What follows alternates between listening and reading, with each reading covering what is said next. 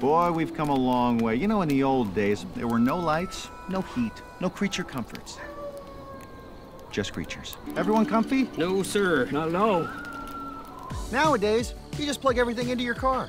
You got lights, heat. We are out of pesto. I'll make a run. Hey, everybody comfy? No. Not at all. Okie doke. 우리 시대 가장 진화한 전기차, 양방향 충전에 완전히 새로운 현대 아이오닉 5.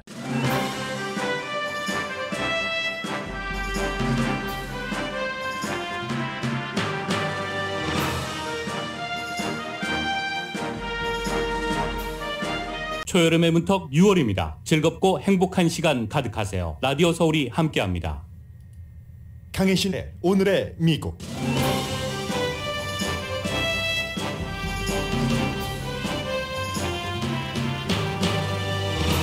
연방대법원이 오늘 기후변화와 이민에 대한 두 가지 중요한 판결을 했습니다. 온실가스를 제한하는 환경청의 권한을 제한했고 난민을 멕시코에서 대기시킨 트럼프 이민 정책을 끝낼 수 있다고 판결했습니다. 환경청 판결은 바이든 행정부의 악재고 이민 판결은 큰 승리입니다.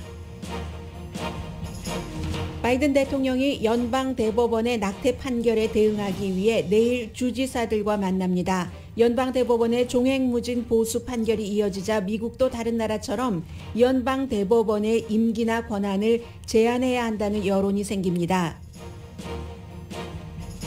스티븐 브라이어 연방대법관이 오늘 사임하고 케탄지 브라운 잭슨 최초의 흑인 여성 연방대법관이 자리를 이어받습니다. 나토 정상회담에서 스웨덴과 핀란드 나토 가입이 받아들여짐으로써 나토가 확장됐습니다. 나토 동맹국은 핵무력 증강, 모스크바와의 친한 관계 등을 이유로 중국이 세계 질서의 위협이라는 데 처음으로 합의했습니다. 한미일 정상회담은 미국 입장에서는 한반도 비핵화 등에서 세 나라가 공조하는 데 합의한 것을 한국과 일본의 임시 관계 회복으로 보도합니다. 백악관 전 보좌관이 트럼프 대통령이 의사당 폭동 당일 무장한 자신의 지지자들과 의사당으로 향하려고 했다는 증언이 나온 뒤 여러 보수 매체나 오피니언 리더들의 트럼프 사랑이 식어버렸습니다. 트럼프 임기 내내 그를 칭송했던 보수신문 워싱턴 이그제미너는 트럼프 정치 경력은 종쳐야 한다고 썼습니다. 내일부터 시작되는 독립기념일 연휴 비행기 여행은 아주 복잡하게 예고됐습니다. 항공사는 추가 비용 없이 스케줄 재조정을 권합니다. 여러분 안녕하십니까? 오늘의 미국 강혜신입니다. 네, 지금부터 원래 시간 자체는 정확하게 정오 동부 시간으로 로스앤젤레스 시간으로 9시에 예정됐습니다. 미국 연방 대법관 가운데서 클래런스 토마스 현 그 대법관이 아프리칸 아메리칸이고 그 전에 수십 년 전에 더굿 마샬 흑인 대법관이 있었습니다. 그리고 지금 여자로서는 흑인 여자로서는 처음으로 케탄지 브라운 잭슨 인준 끝내고 기다리고 있죠. 왜냐하면 스티븐 브라이어 진보 연방 대법관이 오늘 이 시간에 이제 두 가지 판결을 끝내고 사임했기 때문입니다. 그래서 지금부터 어느 순간에라도 케탄지 브라운 잭슨이 정식으로 이제 그 선서를 하고 연방 그 대법관으로서 일하는 그것을 지금 그 기다리고 있고요. 오늘 이제 두 가지 스티븐 브라이어 진보적인 연방 대법관 20여 년 연방 대법관으로 일했고 올해 83세입니다. 83세입니다. 네.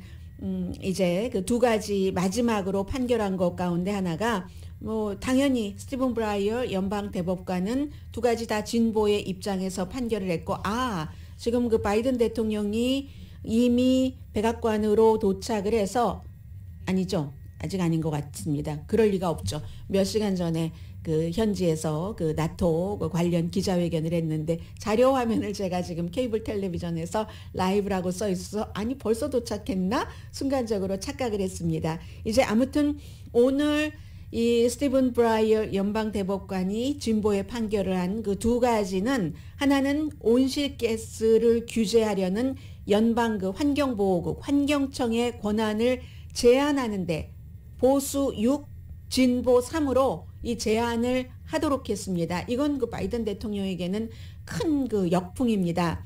깨끗한 에너지 뭐 이런 그 연방 행정부의 어떤 것에 의해서 해야 되는 게 아니라 의회가 반복적으로 승인하지 않았기 때문에 어떠한 깨끗한 환경을 위한 행정부의 조치는 발전소 오염을 규제하는 것 여기서 해야 된다라고 얘기를 했습니다.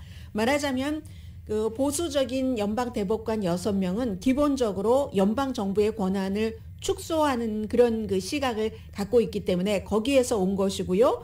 그렇게 된 경우 지금 뭐 여러 가지 이미 뭐 작은 법원, 아랫 법원 또 그 연방 정부, 행정부 사이에서도 뭐 소송이 이어질 수도 있습니다만 어쨌든 이 지금 소니아 소토마요르나 아니면 스티븐 그 브라이어처럼 정부가 기후변화가 이렇게 심각한 때에 기후변화를 막기 위한 어떤 그 규제를 하는 권한이 있어야지 된다라고 생각을 했었던 3명의 소수, 그 가운데서도 이제 소니아 소토마요르 연방대법관은 법원이, 연방대법원이 의회나 아니면 뭐 연방환경청 이런 프로페셔널한 기관 대신에 기후 정책에 대해서 결정을 해버렸다. 너무 무섭다. 이렇게 판결을 내렸고요.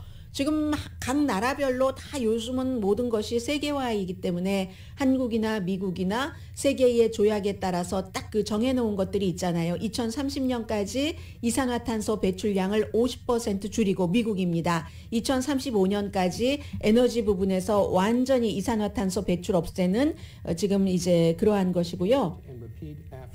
존 로버츠 대법원장 앞에서 케탄지 브라운 잭슨 대법관 선언합니다.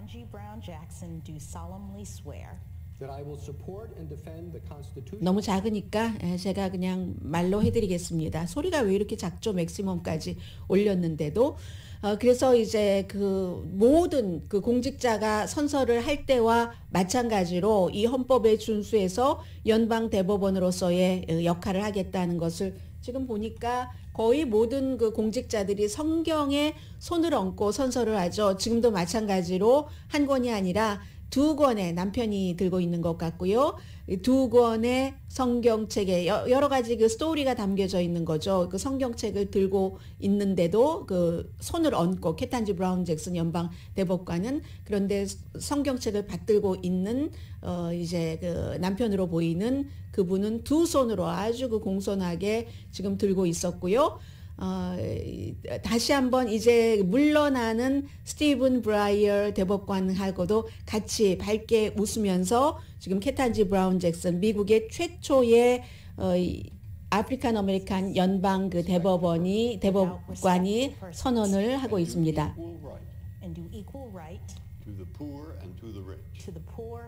가난하거나 부자거나 또 모든 사람에게 동등한 권한. And that I will faithfully and impartially discharge and perform. 결국은 이제 연방 대법관의 일을 그렇게 오점 없이 하겠다 하고 선서를 하고 있습니다. 네, 이 연방 대법관으로 선서한다 하는 것까지 끝내서 미국의 역사가 지금 저 손이 그 스티븐 브라이어와 선임 그 대법관과 지금 신임 대법관 사이에 선서하는 손이 내려지면 네, 악수를 합니다. 악수하고 포옹하고 미국에서 최초의 연방 아프리칸 아메리칸 대법관이 탄생한 이 순간입니다.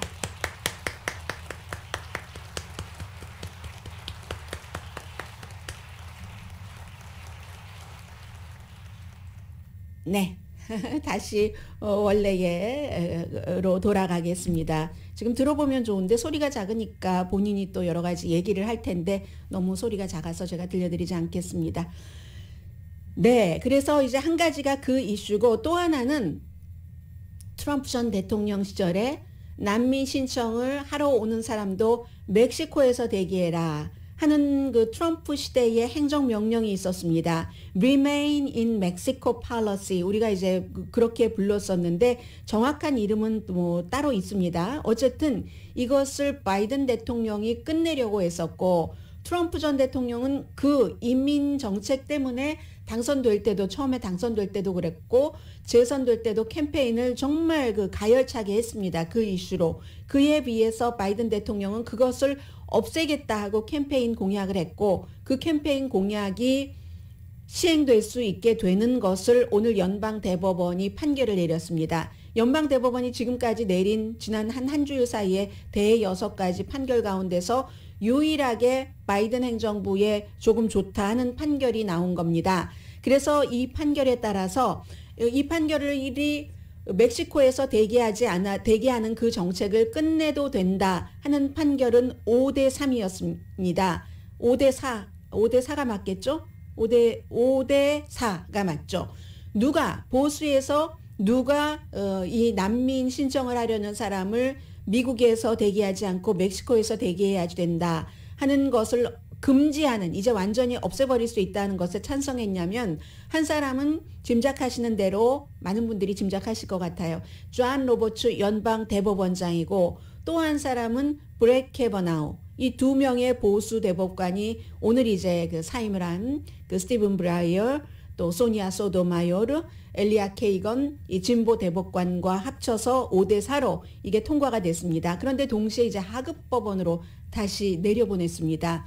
왜냐하면 하급 법원에서 이제 행정부가 뭐 고소를 하고 하는 그런 과정에서 뭐 트럼프 시대의 것을 그대로 유지를 해라 했거든요. 그런데 상급 법원 것이 최고의 결정이잖아요. 그래서 하급 법원에서 지금 상급 법원 연방 대법원의 결정과 반대의 결정을 내렸기 때문에 다시 내려보내서 절차상으로 이렇게 하도록, 이것은 이제 그동안 만약에 멕시코에서 대기를 한다면 몇 년 동안이나 대기해야지 되고 하는 것을 미국에서 대기할 수 있고, 그 대기하는 기간 동안에 사람들이 신체적으로 정신적으로 정말 피폐해진다 하는 것이 그동안 이것을 끝내야지 된다고 운동을 해왔었던 이민에 대해서 좀 관대한 그런 사람들의 입장이었고, 바이든 행정부의 입장이었고, 반대하는 사람들은 아니 이렇게 와서 몇 년 동안 있다가 법원에도 나오지 않고 하면서 눌러앉는 거야, 이렇게 생각을 하면서 주장을 하면서 반대를 했는데, 연방 대법원은 아주 지금 드물게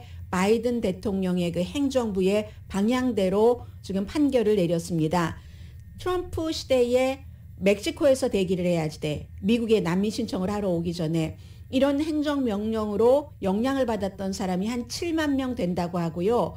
바이든 행정부가 들어와서 지난해 12월부터 멕시코에 있는 UN이라든가 이런 기구를 통해서 그렇게 트럼프 전 대통령의 행정명령과는 다른 방향으로 나가서 도움을 받은 사람이 한 6천 명 정도 있는데, 연방 대법원의 판결로 이제는 이제 바이든 행정부의 입장대로 갈 수 있게 됐습니다.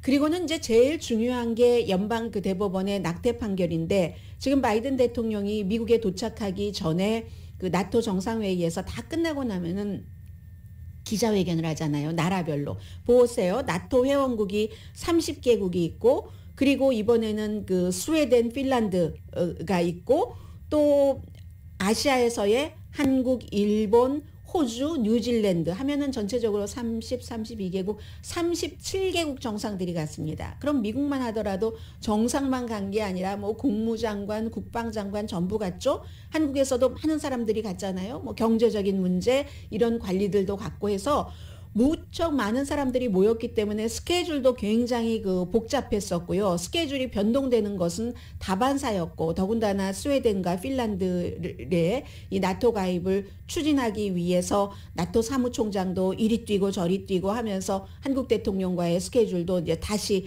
조정이 됐었고 하는데, 그 많은 일들에 관한 그 마무리는 기자회견이죠. 해서 미국 대통령이 기자회견에서 뭐 여러 가지 얘기를 했는데, 이제 그 가운데 하나가 이 낙태에 대해서 주가 결정을 해라 해서 낙태가 불법화된 주가 반 이상이 되면서 바이든 대통령이 돌아오자마자, 내일은 금요일이기도 하고 독립기념일 연휴가 시작되는 날이기도 합니다. 그런데 주지사들과 미팅을 통해서 예를 들어서 지금 보수주가 낙태약도 금지하려고 하고, 보수주에서 낙태가 금지되니까 낙태가 합법인 다른 주로 가서 낙태를 하려고 하는 여성들, 그런 여성들의 행동을 막으려고 하는 것을 계속 법으로 마련을 하거나 이미 마련을 했거나 하는 것을 추진하기 때문에, 바이든 행정부는 그 보수주의 그 같은 방향에 반대되는 것을 어떻게 해야지 되는가 하는 대응하기 위해서 내일 그 주지사들과 회의를 한다 하는 얘기를 했고요. 캘리포니아주뿐만이 아니라 버먼트주도 뭐 물론 그 낙태가 합법화인 주입니다만은 선거를 통해서 아주 그 주 헌법으로 낙태 합법을 다시 한번 그 보장을 하려고 하고 있잖아요. 그리고 보면은 알래스카나 플로리다주는 굉장히 보수적인 성향이 강하지만 캔사스, 몬타나, 뉴멕시코 주 대법원이 낙태를 보장해 놨습니다. 그렇게 되기까지는 여러 가지 이슈가 있겠죠. 뭐 뉴멕시코 같은 경우는 민주당 주지사도 많고 했으니까 뭐 대표적인 사람이 빌 리처슨이고요. 그 유엔 대사를 지냈던. 그렇기 때문에 그런 때에 어떠한 또 사건이 있고 하면은 그런 보장이 나올 수 있죠. 그런데 이것도 이제 위험해질 수 있습니다. 워낙에 또 주에서 주의회가 보수가 그 장악을 하고 있고 흐름이 또 있기 때문에 전체적으로는 퓨 리서치사라는 가장 일반적인 여론조사 기구가 그 지금 물어본 결과는 61%가 대부분의 케이스에 낙태를 지지합니다. 하면은 반보다 훨씬 많은 거잖아요. 대통령은 대통령대로 유럽에서 지금 뭐 G7 나토 정상회의 일주일을 있었는데 일주일 집을 비웠다가 집으로 미국으로 돌아와서 제일 먼저 이 이슈에 집중을 하겠다고 하고 여러 주의 검찰총장도 어제는 그 텍사스주의 한 그 셰리프를 말씀을 드렸습니다마는 우리 주에서 낙태한다고 해서 나 그 기소 안 해 이렇게 얘기하고 있는 검찰총장도 있고요. 그리고 이제 여성은 최대 한 12일주일까지는 그 낙태약으로 요즘 많이 쓰고 있으니까 안전하게 낙태를 할 수 있다고 하는데 여기에 식품의약국이 조금 또 걷어내줘야지 되는 그 낙태약 판매를 더 쉽게 할 수 있게 위해서는 그런 게 있는가 봅니다. 그래서 이제 식품의약국은 그런 것을 할 것 같고 또 연방 법무부도 낙태 그 약에 대해서 보수적인 주에서 여성들이 그것을 손에 넣지 못하게 하려고 하니까 그것을 또 막기 위해서 여러 가지 일을 하게 된다는 얘기입니다. 그래서 이제 바이든 대통령이 지금 기자회견 하는 것도 보니까 11월 선거에 투표용지에 이미 이 안이 들어가 있다. 들어가지 않은 듯 들어가 있는 것이다. 개인의 자유가 투표용지에 들어가 있다. 사생활, 무슨 뭐 평등, 모든 것 뭐 이런 주장을 했고요. 또 지금 미국에서 어떤 얘기가 나오고 있느냐면 오늘 아침 뉴욕타임즈를 보니까 왜 연방 그 대법관들이 지금 오늘 그 사임한 스티븐 브라이어 대법관도 83세잖아요. 루스 베이더 긴스버그도 86세였던가요? 그때 이제 사망을 하고 끝내 뭐 이렇게 했는데 독일의 경우는 12년을 임기로 하고 그것도 나이가 너무 많으면 뭐 판단력이 흐려질 수 있다는 등 아니면 뭐 시대 정신을 읽는데 조금 뒤처진다 뭐 이런 여러 가지 이유로 12년을 임기로 하고 68세까지로 제한을 했습니다. 최고 법원의 그 판사의 그 임기나 나이를. 그런데 미국은 뭐 나이 제한도 없고 종신제니까 만약에 대법원이 은퇴의 시기를 아주 이념적으로 정하면 그렇게 정했던 사람이 있죠. 안토니 스칼리아 대법관 같은 사람. 그리고 이 루스 베이더 긴스버그는 그렇게 정하지 못해서 지금 6대3 보수가 6이 된 거잖아요. 진보 중에 진보인 그 자리를 에이미 코니 베렛이라는 보수적인 보수 대법관이 차고 앉았으니까 그리고 여론이 너무 또 사람들이 나이가 많아지다 보니까 이것은 딱 그렇다고만 단정적으로 말할 수는 없지만 아무래도 젊은 사람들보다는 그 여론을 아주 진정하게 마음으로 딱 그 달라붙어 가기 힘들다, 반영이 안 될 수도 있다 이런 것이 있어서 이렇게 연방 대법원이 out of control이라면 그 통제가 안 된다면 종교와 정치의 분리 수십 년 동안 이어져 왔던 것도 완전히 무시하고 총기에 대해서도 뉴욕주에서 109년 동안이나 이어왔던 것도 딱 무시하고 그냥 별 허가 없이 총기를 가지고 길거리 그렇게 부딪힌 막 어깨가 부딪히잖아요. 뉴욕시리 같은 경우는. 그런데도 다닐 수 있다고 판결을 하고 하는 이것을 통제가 안 되는 통제불능으로 out of control로 보는 사람들도 많습니다. 그러면 뭔가 임기 제한을 한다던가 나이 제한을 한다던가 해야지 된다. 왜냐하면 법원의 결정을 연방대법원의 결정을 뒤집기가 너무 힘들기 때문에 그러려면 이제 헌법 수정하고 하려면 상원과 하원에서 다 3분의 2의 지지가 있어야지 되고 그리고 주정부에서 연방입니다. 주의회에서도 마찬가지로 4분의 3입니다.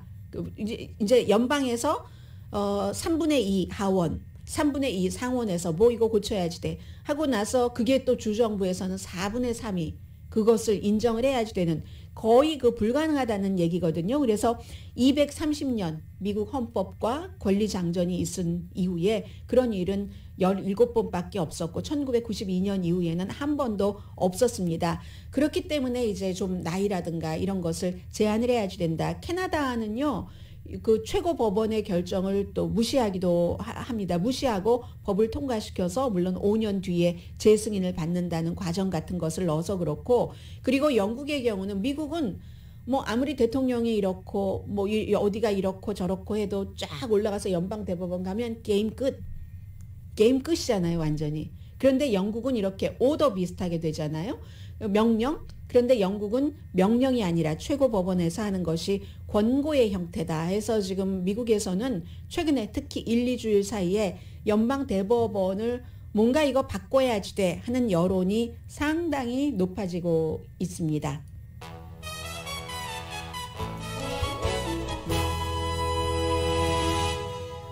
오늘의 미국은 사람을 아름답게, 세상을 아름답게, 피부과학 셀리온, 전문가가 추천하는 이민법, 가정법 전문 제인정 종합법률사무소, 코지다운 갤럭시 이불은 잠이 솔솔 오게 하는 기능성 거위털 이불 전문회사 코지다운, 친절하고 자세한 상담으로 절개를 최소화하는 복강경 수술 전문 장지아 외과, 매일 아침 재래식으로 직접 만드는 검정콩 생순두부 수라원 순두부, 처진 얼굴, 이중턱, 목주름을 동시에 해결하는 리프팅의 명가 미러클 레이저 클리닉, 차원이 다른 샴푸형 흰머리 염색약 수화연을 핫세일 중인 한국 홈쇼핑 공동펀입니다. 잠시 뒤에 아주 그 중요한 이번에 그 나토 회의를 쭉 정리를 해드리겠는데, 뭐 누가 누구와 어떻게 했고 잘 자란 것은 앞서 말씀드린 것처럼 세계에서 뭐 37개국에서 수많은 사람들이 오고 수많은 사람들끼리의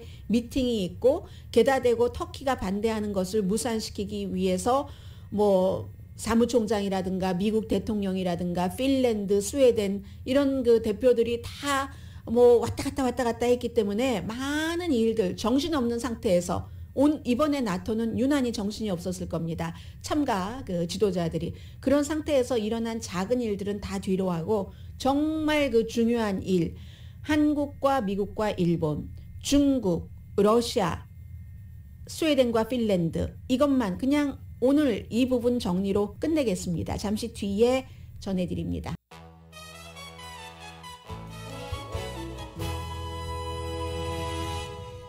라디오 서울방송 오늘의 미국 듣고 계십니다.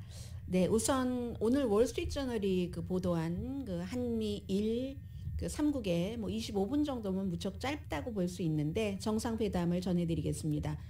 뭐 어제 말씀드린 것처럼 뭐 큰 뭐가 있는 건 아니잖아요. 지금 바이든 대통령이 중앙에 앉고, 그리고 이제 윤석열 대통령, 기시다 후미오 일본 총리가 마주보고 앉고 세 사람 앞에 전부 이제 꽃장식이 이렇게 돼 있었고, 이제 그런 것에서 결국은 미국에는 오랜 동안 한국과 그 일본의 관계가 너무나 긴장이었기 때문에 미국식 표현대로 하면, 월스트리트 저널의 표현대로 하자면 골칫거리였는데, 이게 지금 뭐 그 일본 총리나 한국 대통령이나 한국 대통령도 그렇고 일본의 그 기시다 후미오 총리도 그렇고 우리 뭐 선거 끝나고 나서 일본 선거 끝나고 나서 또 보는데 뭐 관계 개선을 원하고 있는 거잖아요. 가장 중요한 이슈 자체는 북한의 그 핵 문제이고, 그러니까 그 바이든 대통령으로서는 조금 안심할 수밖에 없는 뭐 그런 내용들을 얘기를 하는 겁니다. 미국 사람들이 잘 모르니까 일본과 한국 관계가 왜 과거에 그랬는가, 지난 몇 년 동안은 얼마나 어려웠는가, 역사 문제로 시작돼서 또 무슨 무역 분쟁으로 시작이 됐는데 결국은 임시로 temporary 관계 회복이다, 이렇게 표현을 했습니다. 북한의 무력 도발에 대해서는 우리가 이거 아주 어떻게 하겠다고 깊은 그 서약을 했다는 거고요. 그리고 한반도의 비핵화와 그 인도 태평양 시대, 여기에서의 자유, 뭐 개방, 이런 것에 세 나라의 공조가 필수다. 바이든 대통령이 뭐 그런 얘기를 했고요. 윤석열 대통령도 세계 평화와 안정의 세 나라 동맹이 중요한 축이 돼야지 된다. 뭐 그런 얘기. 그리고 이제 미국과 일본, 한국과 미국이 그 어떠한 그 군사 훈련도 했었죠. 그 북한이 너무나 싫어하는. 그리고 이번에도 역시 나토에 간 것, 또 한미일 회담 같은 것도 북한은 아주 그 비난을 하고 있고요. 그래서 7번째 핵실험을 언제 할 것인가, 이게 문제인데 북한이 뭐 핵실험을 하는 것은 기정사실로 보고 우리가 그때 얼마나 공조할 것인가. 그리고 또 북한 문제뿐만이 아니라 아시아에서 중국의 떠오름은 이번에 G7이나 아니면 나토에서도 굉장히 중요한 이슈였는데, 러시아 다음으로 중요한 이슈였는데, 그런 그 중국의 떠오름에 대처하기 위해서도 역시 한국과 일본이 잘 지내줘야지 되는 거고, 그러니까 이제 북한이 그렇게 얘기를 했잖아요. 굽실거리다. 한국과 일본이 미국의 굽실거리다. 아시아 버전의 나토 창설에 위험한 서곡에 가담해서, 이런 표현을 했습니다. 아무튼 그렇고요. 그리고 나토 확장이라는 것은 스웨덴과 이제 그 핀란드를 회원국으로 공식적으로 그 초대를 했는데, 푸틴이 유럽의 파워 뒤집기가 목적이었는데 그 파워 뒤집기가 됐죠. 다만 푸틴이 원하는 방향이 아닌 반대 방향. 푸틴이 나토 스웨덴과 핀란드가 뭐 나토에 가입하는 건 문제가 없지만 뭐 거기에 뭐 군사력을 배치하면 안 되라고 했는데, 그게 뭐 푸틴이 넉넉한 마음으로 뭐 나토에 가입하는 거 괜찮지만이라고 얘기한 게 아니라, 할 수 없는데 이미 돼버렸는데 그걸 안 된다고 하면은 그러면 할 수 있는 일도 없으면서 망신스럽잖아요.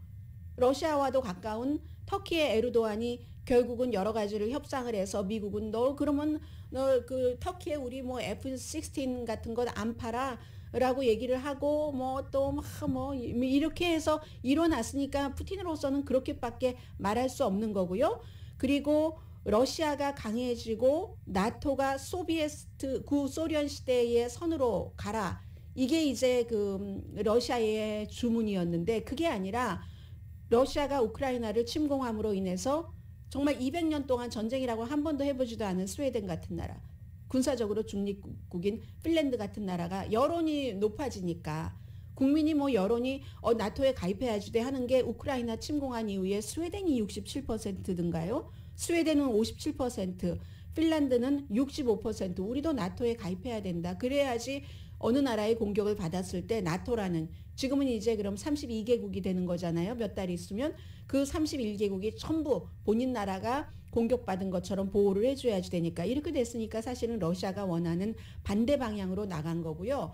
미국도 나토를 확장하는 것은 그 상원에서 67표의 찬성이 있었어야지만 되는 겁니다. 그냥 바이든 대통령이 원한다고 되는 게 아니라, 나토가 창설했던 그 당시에 49년도 북미에서는 미국과 캐나다 두 나라밖에 없지만 나토는 미국이 만든 겁니다. 유럽 그쪽에서의 그것이지만, 왜냐하면 2차 대전 이후에 구소련을, 러시아를 겨냥을 했었던 것이기 때문에 미국이 주도해서 만들었고, 그런데도 지금까지 꼭 프랑스와 독일뿐만이 아니라 미국도 러시아를 계속 의식을 했었죠. 지금도 의식을 하죠. 그렇기 때문에 최소한의 어디까지는 건드리지 말아야지 되겠다가 미군을 우크라이나에 안 보내고 어느 정도의 무기는 안 보내고 하는 거잖아요. 러시아와 또다시 전쟁을 치르고 싶지 않으니까.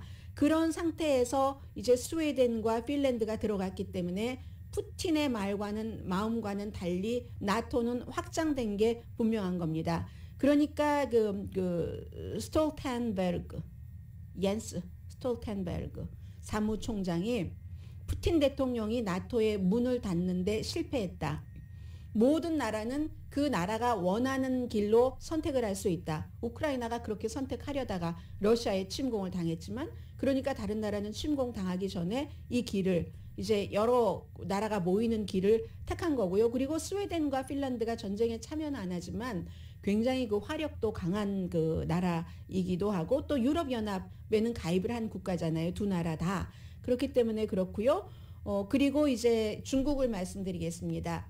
중국은 이제 2010년도에 전략적인 개념, 그 전략적인 개념이라는 일종의 무슨 블루프린트 같은, 청사진과 같은 그런 것, 그 다큐멘트에 그 당시에는 중국이 없었는데, 그리고 지난번에 나토에서도 뭐 기후변화 이런 것을 굉장히 그 중요하게 생각을 했었는데, 이번에 처음으로 세계 질서에, 세계 안보에 중국이 위협이다 하는 것을 이 전략적 개념에 포함을 시켰다는 것. 뭐 제가 한 서너 번 말씀드린 것 같습니다.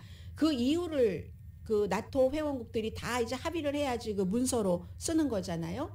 근데 이유가 뭐냐면 핵무력을 굉장히 핵무력을 포함한 군사력을 증강하고 있는데 이게 중국이 하는 일은 투명성이 없다.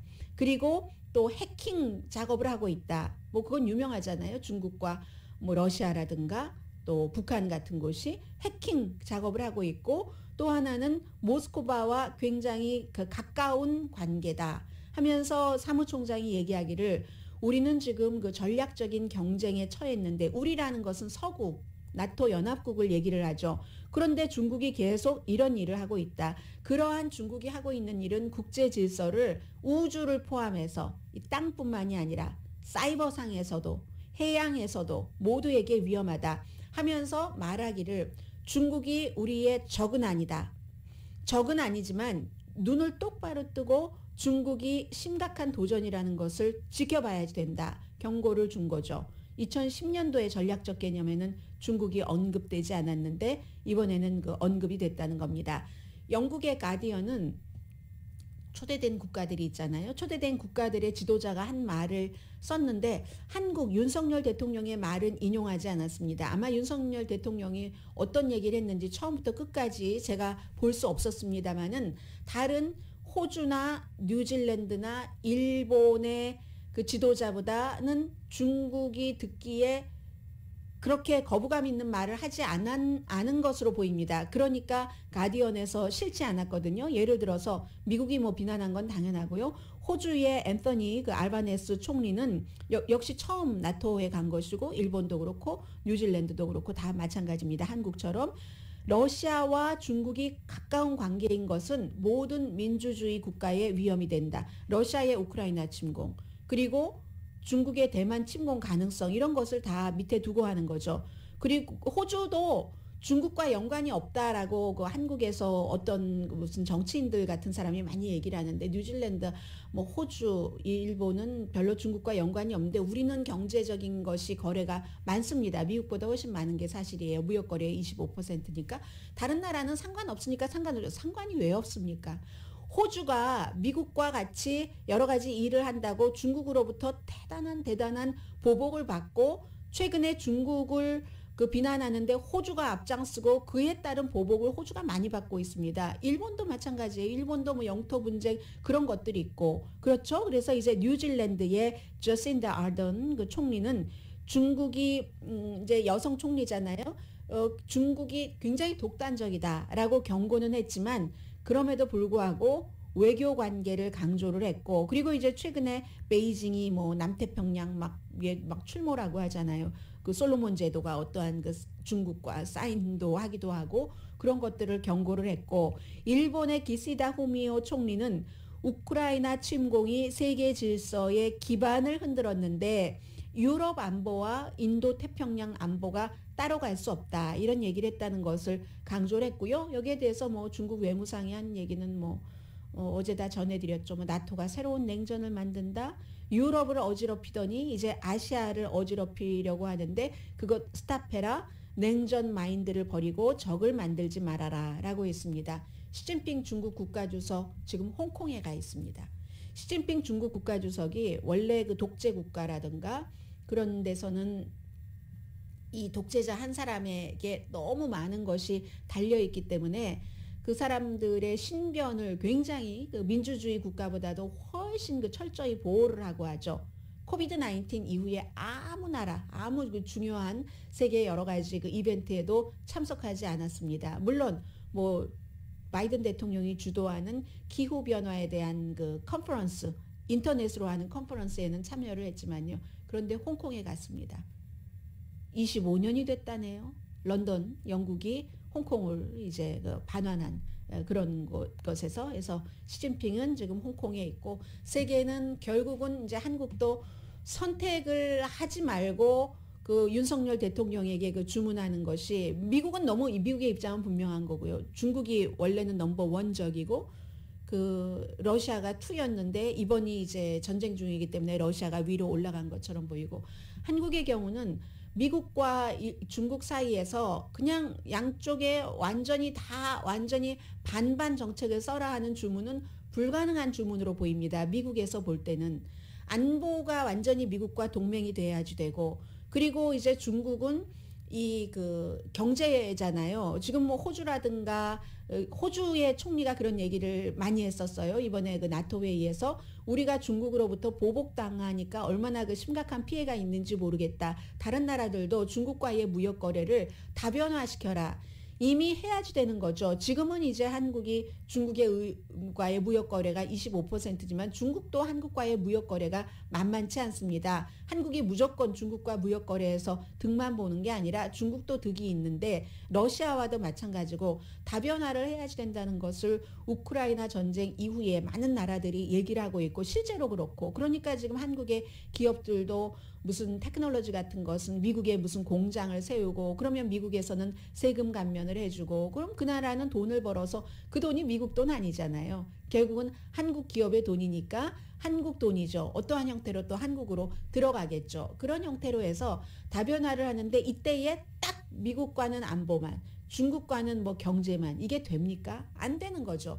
불가능한 것을 말하기 쉬우니까 나토에 가지 말아라. 그러면 일본과 뉴질랜드와 호주와 한국이 가자 하고 초대를 받았는데 여기서 한국만 안 갈 수 있습니까? 물론 이 윤석열 대통령의 경우는 윤석열 대통령의 어떤 그 세계적인 시각 같은 것이 밖으로 뻗어 나가는 것이라고 공약을 했고, 또 주변에 국제 외교 정책에 대해서 자문하는 사람들이 그렇기 때문에 이거 당연히 willingly 기꺼이 갔을 겁니다. 그런데 윤석열 대통령이 아니라 하더라도 다른 대통령들이 일본, 뉴질랜드, 호주, 한국을 초대를 했는데 한국만 안 갈 수 있었겠습니까? 안 가야지 된다고 주장을 하는 그게 그 주문 자체가 굉장히 본인이 아니니까 말하기 쉬운 거지. 지금 세계가 이렇게 가고 있습니다. 결국은 신냉전인 거죠. 말하자면 중국, 러시아와 함께 갈래?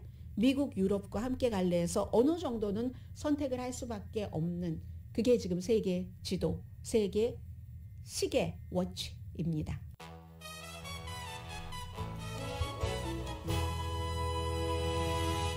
라디오 서울 방송 오늘의 미국 듣고 계십니다. 델타 에어라인이요. 지금 이번 그 연휴에 스케줄이 엉망진창이 될 것이다 하고 미리 예고를 했습니다. 뭐 일부 조종사는 파업을 하고, 그 밖에 이제 여러 가지 문제가 있어서 이미 예약한 사람들에게 가능하다면 좀 예약을 바꿔달라라고 얘기를 합니다. 그 예약 바꾸고 할 때 보통 이제 한 $200씩 받는데 그거 안 받겠습니다 하고, 델타 에어라인뿐만이 아니라 다른 에어라인도 지금 마찬가지로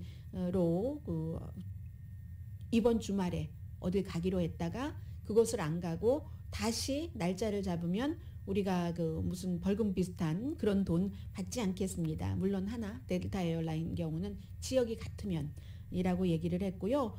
그리고 그 윈도우는 좀 타이트하긴 하네요. 7월 8일까지 가능하답니다. 왜 이런 일이 일어났는가에 대해서 항공사 측에서는 교통부를 막 비난을 해요. 연방항공국 같은 데가 관제탑을 뭐 제대로 스케줄링을 못해서 이렇게 얘기를 하니까 교통부 장관이 핏 브리저즈 교통부 장관이 미국 그 최초의 동성애자 이 교통부 장관이 민주당의 그 대통령 예비 선거로 나왔었고 젊은 사람이고 굉장히 인기가 있었죠. 이제 이런 사람들이 민주당에서 자리를 잡아가고 있는 거죠. 이제 40대밖에 안 됐고, 아니 항공사가 무슨 소리를 하고 있어? 팬데믹 기간 동안에 연방 정부에서 540억 달러나 지원금을 줬는데도 뭘 잘 못하고 뭐 비행기 연착시키고 아예 운항을 못하겠고 그렇게 운영을 못하고 나서 관제탑이랑 비행기 연착이랑 비행기 스케줄 취소랑 무슨 상관이 있지? 뭐 이런 얘기를 하고 있는 거고요. 그러니까 결국은 가솔린 값이 비싸도 너무 공항에서 시달리는 것 힘들어 하면서 사람들이 자동차 여행을 간다는 건데요. 뭐 물가가 비싸고 가솔린 값이 비싸도 오랜만에 여행 한번 가야지 되겠어 라고 생각하는 미국 사람들이 많답니다. 4,200만 명이 뭐 인구의 10분의 1 이상 되네요. 적어도 집에서 50마일 이상 떨어진 곳을 가는데 비용이 들어도 좀 쉬고 싶어 하는 그 마음이 훨씬 큰 건데 길은 오늘과 내일, 오늘 목요일이고 내일 금요일이잖아요. 가장 복잡합니다. 그리고 항공사의 그 문제는 빠른 시일 안에 고쳐질 것 같진 않아요. 그래서 최고의 희망을 갖고 길 떠나시는 분들께 괜찮을 거야. 아주 좋을 거야. 최고의 희망을 갖는데 최악의 상황에 대비하라. 5번 프리웨이를 타고 어딜 가야지 되는데 오렌지 카운티에 있는 엄마네 집을 거쳐서 어디를 가야지. 이렇게 생각하시는 분들 희망은 같지만 최악의 상황에 대비하라. 그럼 분명히 결과는 그 희망과 최악의 상황에 대비한 것에 어느 사이엔가 있을 것이다. 제 얘기가 아니라요. The Point Guy라는 여행 충고 웹사이트에서 한 말이라고 악시오스가 보도를 했습니다. 또 하나 결국은 그 텍사스주 샌안토니오의 트랙터 트레일러에서 숨진 사람이 53명이네요. 4명 기소했고요.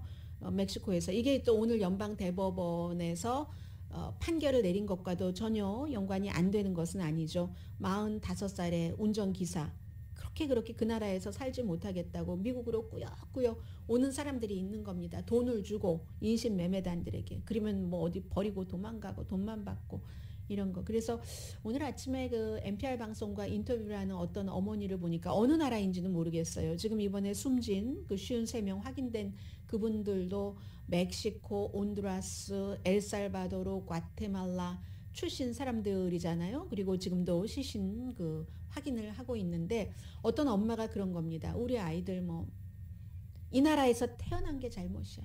이 나라에서 태어났기 때문에 일자리도 가질 수가 없고 뭐 그런 얘기. 그러니까 마지막 희망으로 미국에 와본다는 그런 얘기죠. 잠시 뒤에 뵙겠습니다.